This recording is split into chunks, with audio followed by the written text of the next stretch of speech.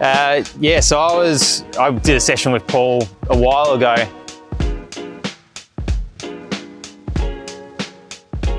And I was actually a bit hesitant coming away from the session about the implementation process. I was keen to try it, keen to try my best to implement it over the coming runs, because the suggestion is that you need to practice it through your jogs, through your faster running, all the types of running that you're doing, you're practicing this cue, otherwise it doesn't sink in. I didn't know how long it would last, but the funny thing is, at first, the first few days, you kind of, I don't know, I always felt like I was a bit stiff in trying it. It was a completely new movement, but you do get comfortable with it.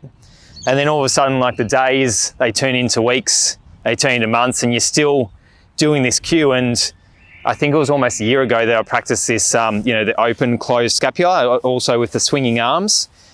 And just doing the old way then, it felt so strange, because now all of a sudden it's been a year and I'm just doing this new way that I've learned. And I think the best way to do it is not only implementing it through your run-throughs and through your fast running, but especially implementing it through your jogging. And every time you go for a run, you're practicing that cue, and it will sink in, it does work.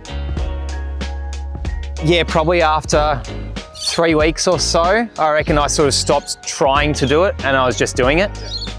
I was sort of thinking, well, if I can do this for 3 or 4 runs and still do it, then that'll be a pretty good effort if I can work it out, if I can stick with it. But yeah, after probably 2 or 3 weeks of doing it, then you forget you're even doing it. Especially in the first couple of weeks. Yeah, I did, and sometimes, especially in long runs, I would halfway through a long run, especially when I was getting a bit tired, I would have to tell myself to switch back on.